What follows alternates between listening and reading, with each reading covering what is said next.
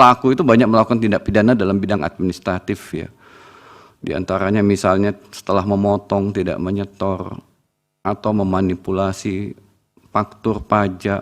Jadi memang objeknya adalah dokumen-dokumen yang diterbitkan oleh Direktorat Jenderal Pajak untuk mendapatkan keuntungan baik pada perorangan maupun pada badan. Sehingga dalam proses atau dalam konteks pemeriksaan bukti permulaan ini, yang didalamin adalah sejumlah dokumen.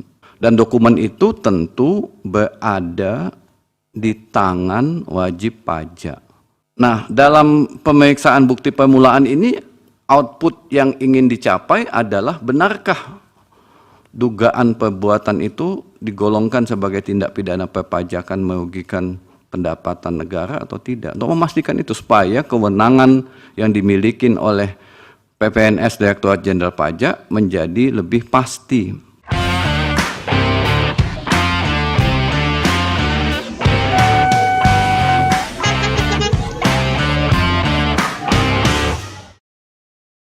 Sekarang giliran kita untuk mendalami keterangan yang disampaikan oleh ahli, dimulai dari pendalaman oleh kuasa Presiden. Kami ingin bertanya kepada tenaga ahli saudara Dr. Ahmad Sofyan. Ada 2 pertanyaan yang ingin kami ajukan.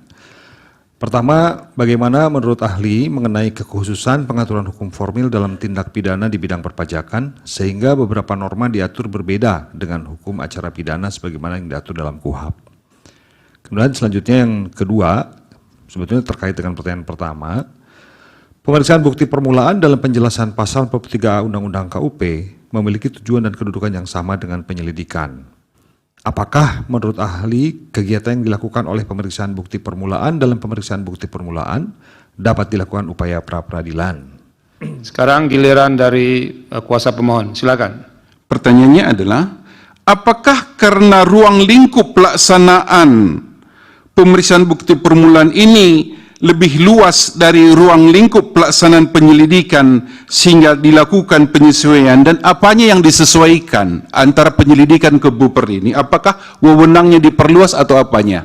Begini Pak Ahmad Sofyan, bisa tidak Pak sebenarnya seperti penyegelan dan lain sebagainya, kemudian pengambilan dokumen itu dimasukkan menjadi bagian upaya paksa penyitaan misalnya atau penggeledahan? Silakan mulai dari Pak Ahmad Sofyan untuk menjelaskan dan mengeksplorasi beberapa pertanyaan atau sanggahan tadi. Silakan. Ya, terima kasih Prof. Ketua MK yang saya hormatin dan anggota, kemudian para pemohon dan termohon. Baik, menarik sekali. Ada beberapa pertanyaan dan juga sanggahan atau malah ingin mendalami lagi soal undang-undang perpajakan khususnya dalam aspek pidana formilnya. Nah, saya akan mulai mungkin tidak berurutan, tapi saya usahakan untuk berurutan dari pertanyaan pemerintah ya. Menurut ahli bagaimana kekhususan pengaturan hukum formil dalam tindak pidana di bidang perpajakan sehingga beberapa norma diatur berbeda dengan hukum acara pidana sebagaimana diatur dalam KUHP. Mungkin pertanyaan ini berkaitan juga dengan apa yang disampaikan oleh Prof. Suhartoyo. Jadi memang hukum pidana formil kita yang berkaitan dengan pemeriksaan perkara peradilan di pengadilan negeri, itu hakim menggunakan berbagai sumber hukum yang ada atau yang tersebar di dalam berbagai aturan hukum kita. Yang induknya adalah KUHP. Tetapi selain KUHP juga dia pakai putusan Mahkamah Konstitusi, khususnya yang paling monumental itu adalah putusan Mahkamah Konstitusi 21/2014. Nah, tetapi hakim juga ketika perkara itu masuk di dalam sidang, dia juga menggunakan Perma 4/2016. Meskipun Perma itu judulnya larangan peninjauan kembali, ya, meskipun Perma 4/2016 itu judulnya larangan peninjauan kembali terhadap putusan pra peradilan, tetapi di sana diatur juga tentang objek pra peradilan yang menjadi kewenangan hakim untuk memeriksa dan memutus perkara tersebut. Nah, kekhususannya apa? Kekhususan dalam konteks tindak pidana perpajakan, pertama, dalam konteks pemeriksaan bukti permulaan, ya, KUHP, meskipun pemeriksaan bukti permulaan ini memiliki tujuan yang sama dengan penyelidikan, tapi menggunakan istilah yang berbeda. Kenapa berbeda? Karena tindak pidana perpajakan ini memang banyak melakukan, pelaku itu banyak melakukan tindak pidana dalam bidang administratif, ya. Di antaranya misalnya setelah memotong, tidak menyetor, atau memanipulasi faktur pajak. Jadi memang objeknya adalah dokumen-dokumen yang diterbitkan oleh Direktorat Jenderal Pajak untuk mendapatkan keuntungan baik pada perorangan maupun pada badan. Sehingga dalam proses atau dalam konteks pemeriksaan bukti permulaan ini, yang didalamin adalah sejumlah dokumen, ya, sejumlah dokumen yang diperiksa. Dan dokumen itu tentu berada di tangan wajib pajak, ya, berada di tangan wajib pajak. Nah, dalam pemeriksaan bukti permulaan ini, output yang ingin dicapai adalah benarkah dugaan perbuatan itu digolongkan sebagai tindak pidana perpajakan merugikan pendapatan negara atau tidak. Untuk memastikan itu supaya kewenangan yang dimiliki oleh PPNS Direktorat Jenderal Pajak menjadi lebih pasti. Jadi bukan tindak pidana di luar yang menjadi kewenangan Direktorat Jenderal Pajak.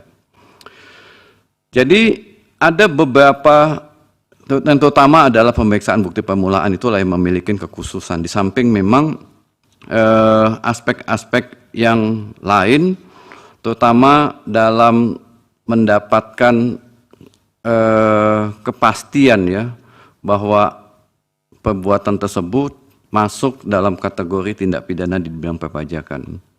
Kemudian yang kedua, pemeriksaan bukti permulaan dalam penjelasan pasal 43A Undang-Undang KUP memiliki tujuan dan kedudukan yang sama dengan penyelidikan. Apakah menurut ahli kegiatan yang dilakukan oleh pemeriksaan bukti permulaan dalam pemeriksaan bukti permulaan dapat dilakukan upaya pra-peradilan? Nah, pertanyaan ini berkaitan juga dengan apa yang disampaikan oleh Prof. Suhartoyo, ya. Karena Undang-Undang KUP tidak mendeskripsikan secara lebih detail apa itu langkah-langkah apa yang terkait dengan pemeriksaan bukti permulaan. Hanya saja dalam penjelasan pasal 43 huruf A dijelaskan bahwa memiliki tujuan yang sama dengan penyelidikan. Kalau kita baca KUHP, ya, KUHP juga telah mendefinisikan apa yang dimaksud dengan penyelidikan itu. Jadi serangkaian tindakan penyelidik untuk menemukan apakah satu peristiwa atau satu perbuatan dikategorikan sebagai tindak pidana untuk dilakukan penyidikan. Jadi penyelidikan di dalam KUHP untuk memastikan satu peristiwa itu adalah peristiwa pidana atau bukan. Jadi outputnya agar tidak terjebak bahwa peristiwa itu peristiwa administratif atau peristiwa perdata. Jadi sehingga dilakukanlah rangkaian langkah-langkah penyelidikan agar pasti bahwa perbuatan atau peristiwa itu adalah peristiwa pidana. Sehingga naiklah ke proses penyidikan. Nah, penyidikan apa?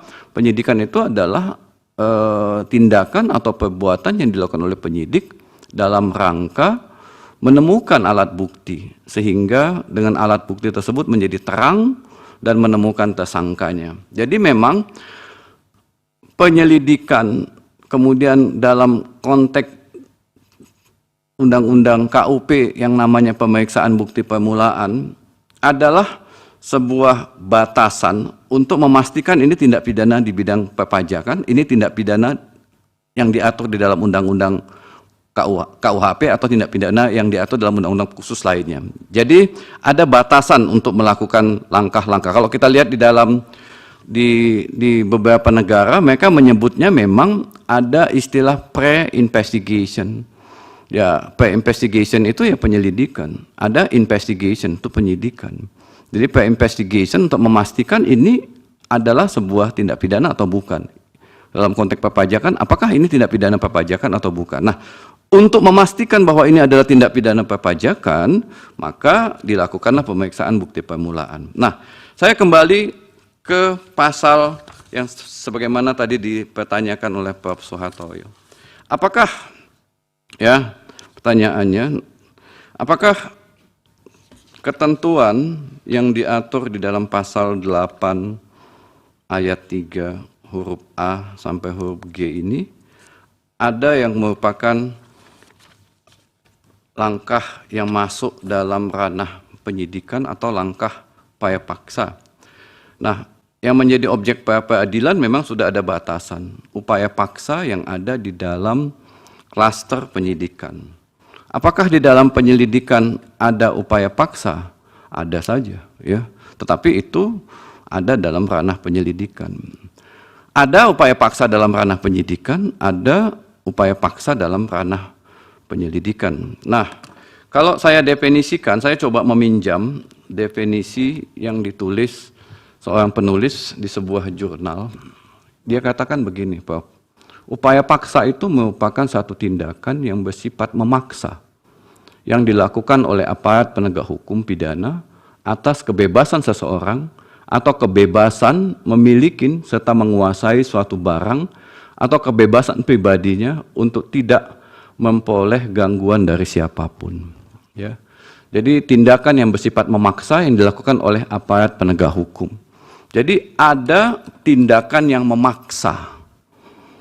Memaksa bisa juga kalau kita tafsir a contrario, tidak ada konsensualitas, tidak ada kesepakatan terhadap apa? Terhadap kebebasan seseorang atau kebebasan harta bendanya atau barangnya atau pribadinya. Kalau kita pakai rujukan ini, ya, maka kalau kita baca pasal 8, ya, PMK Sebentar nomor Pak, 177. jangan dilanjutkan dulu. Ya. Ini persidangan didengar orang banyak nanti. Ya. Dari mana argumen Bapak yang kemudian bisa membenarkan bahwa di ranah pendidikan bisa dilakukan perampasan kemerdekaan? Hati-hati Pak. Ya, saya tadi Prof, saya ulangi, bukan perampasan kemerdekaan yang saya sebutkan. Di dalam ranah penyelidikan Loh, ada Bapak upaya tadi, paksa. Sebentar. Bapak tadi kan mengatakan bahwa ini tidak secara konsensualitas persamaan hak. Ada pemaksaan karena tanpa persetujuan yang bersangkutan kemudian haknya dirampas. Itu kan sebenarnya sama dengan perampasan kemerdekaan.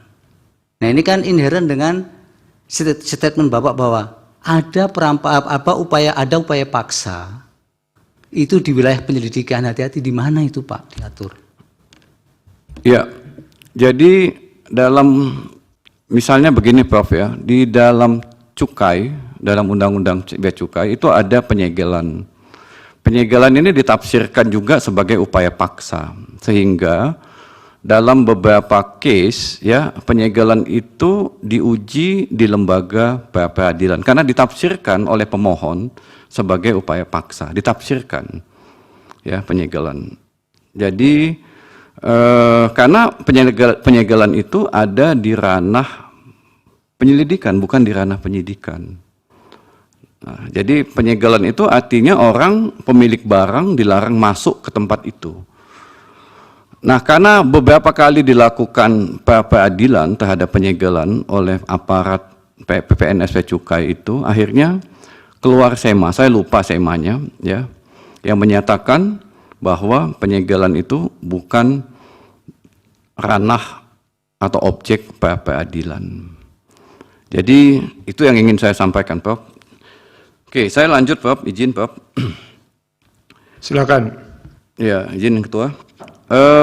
Di dalam pasal 8 ayat 3, ya, huruf A sampai dengan huruf G, ada meminjam dan memeriksa buku atau catatan, dokumen yang menjadi dasar pembukuan atau pencatatan, dan dokumen lain yang berhubungan dengan penghasilan yang diperoleh, kegiatan usaha, pekerjaan bebas wajib pajak atau objek yang terutang pajak.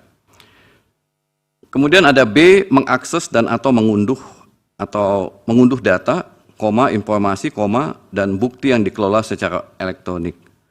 C, memasukin dan memeriksa tempat atau ruangan tertentu, barang bergerak dan tidak bergerak yang diduga atau patut diduga digunakan untuk menyimpan buku atau catatan, dokumen yang menjadi dasar pembukuan atau pencatatan, dokumen lain, dan atau barang yang dapat memberikan petunjuk tentang penghasilan yang diperoleh. D, dan seterusnya. D, melakukan penyegelan tempat atau ruangan tertentu serta barang bergerak.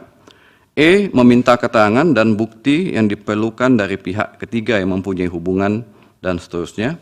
F, meminta keterangan kepada pihak yang berkaitan dan dituangkan dalam berita acara permintaan. G, melakukan tindakan lain yang diperlukan. Tentu saja kewenangan pemeriksaan bukti permulaan yang diatur dalam pasal 8 ayat 3 huruf A sampai dengan huruf G tidak bisa dilepaskan dengan atau tidak bisa diputus begitu saja dengan ketentuan-ketentuan normatif lain yang ada di dalam PMK ini. Namun, sebagai gambaran, saya pernah juga hadir di dalam persidangan pra peradilan dan hakim waktu itu menanyakan kepada saya, apakah meminjam dan memeriksa buku atau catatan itu bisa dipersamakan dengan penyitaan? Sehingga perlu ada izin dari pengadilan. Saya menyatakan bahwa fase meminjam, kalau kita baca norma lainnya, itu ternyata orang yang memiliki barang tersebut boleh tidak memberikan barangnya. Atau boleh tidak memberikan dokumennya. Hanya saja itu akan dibuat berita acara bahwa yang bersangkutan tidak berkenan untuk dipinjamkan barang atau datanya yang terkait dengan kata-kata meminjam. Dengan demikian meminjam tidak masuk dalam upaya paksa, ya, tidak bisa digolongkan sebagai upaya paksa. Demikian juga dengan pertanyaan yang berkaitan dengan memasukin dan memeriksa tempat atau ruangan tertentu. Memasukin dan memeriksa ruang atau tempat tertentu juga ternyata dalam norma lainnya, dalam ketentuan lainnya, juga atas persetujuan yang bersangkutan. Orang yang memiliki rumah atau ruang atau gedung atau kantor tersebut. Jadi dengan demikian ketentuan yang diatur dalam pasal 8 ayat 3 ini, apalagi mengakses dan atau mengunduh data, ya, itu juga atas persetujuan yang bersangkutan. Melakukan penyegelan. Nah, penyegelan saya juga pernah menyatakan bahwa tentang penyegelan ini pernah diajukan pra peradilan karena putusan hakim berbeda-beda, akhirnya keluarlah SEMA tersebut. Cuman SEMA itu saya lupa nomornya, tapi bisa diunduh, ya, terkait dengan objek penyegelan yang diajukan ke pengadilan, apakah itu masuk dalam ranah pra peradilan atau tidak. Kemudian keluar SEMA yang menyatakan bahwa itu bukan objek pra peradilan. Cuman di dalam SEMA itu juga tidak disebutkan apakah ini upaya paksa atau bukan. Tetapi tafsir yang dilakukan oleh pemohon ini adalah upaya paksa. Saya pikir itu yang untuk pandangan saya. Kemudian untuk pemohon, ya, saya coba menjawab sebisa saya, ya, karena ada Pak Jainal juga yang sudah siap-siap dari tadi untuk menjawab. Saya tidak mau menghalangi beliau untuk menjawab, ya. Nah, tadi disebutkan soal naskah akademik, ya, naskah akademik Undang-Undang HPP, Harmonisasi Perpajakan. Terus terang saya tidak membaca naskah akademik tersebut, tetapi tadi Bapak mengutip tentang bahwa dalam naskah akademik tersebut ada kutipan yang Bapak sebutkan tentang tentang tindak pidana umum dan juga tentang tindak pidana khusus dalam konteks hukum pidana material. Dan dalam konteks hukum pidana formil, ketika ada tindak pidana khusus, maka perlu juga ada ketentuan khusus yang berkaitan dengan hukum pidana formilnya. Kalau tidak silap seperti itu. Nah, hukum pidana formil di bidang perpajakan, dia menyatu dengan undang-undang KUP tadi itu, jadi tidak dipisahkan. Ya. kita memang banyak punya undang-undang pidana, di dalamnya ada hukum pidana material dan ada hukum pidana formil. Ya. Jadi sebut saja misalnya Undang-Undang 21 2007 tentang pemberantasan tindak pidana perdagangan orang. Di sana juga mengatur tentang pidana formilnya, tentang alat bukti, tentang kewenangan penyidik, tentang alat bukti elektronik dan lain-lain. Jadi hukum pidana kita memang trennya tidak lagi membedakan ya. Ini ranahnya hukum pidana formil, ini ranahnya hukum pidana material. Tren penyusun undang-undang ya di situ hukum pidana material, di situ juga dimasukkan hukum pidana formilnya, hukum acaranya di situ juga dimasukkan. Tindak pidana korupsi di situ juga ada kewenangan penyidik. Jadi menjadi satu bagian ya. Walaupun bagian-bagian tertentu tetap merujuk pada KUHP. Tetapi ketika hukum pidana material izin yang ya, mulia, karena tadi ahli sudah mengatakan tidak membaca naskah akademik, nggak perlu lagi dilanjutkan. Biar itu dari hakim yang menilai ya, biar aja. Baik, terima kasih yang mulia. ya. Jadi tidak selamanya memang hukum pidana formil tersebut terkait dengan tindak pidana khusus harus dibuat secara khusus juga. Itu poin saya sebetulnya. Jadi ketika misalnya ada tindak pidana pencucian uang, tidak perlu juga ada hukum acara pidana pencucian uang. Kenapa? Karena bisa disatuin, penyusun undang-undang menyatukan ketentuan formilnya di dalam hukum, dalam tindak pidana pencucian uang. Jadi kekhususan-kekhususan yang dipertanyakan tadi itu sebetulnya ada di dalam hukum pidana pokok tersebut. Bahkan ketika ada satu undang-undang yang tidak mengatur tentang tindak pidana secara khusus, tetapi di dalamnya ada ketentuan pidana, bahkan undang-undang tersebut juga mengatur soal hukum pidana formilnya atau bicara tentang bukti atau kewenangan-kewenangan yang dimiliki oleh penegak hukum. Saya pikir itu yang mulia yang bisa saya sampaikan. Oh, yang kedua tentang konversi ya, konversi bahan bukti menjadi alat bukti ya. Saya menangkap bahwa bahan bukti itu dalam konteks tindak pidana perpajakan bisa dipersamakan dengan barang bukti. Jadi barang bukti berbeda tentunya dengan alat bukti. Alat bukti sebagai dasar bagi hakim untuk memutuskan satu perkara terbukti secara sah atau tidak ya.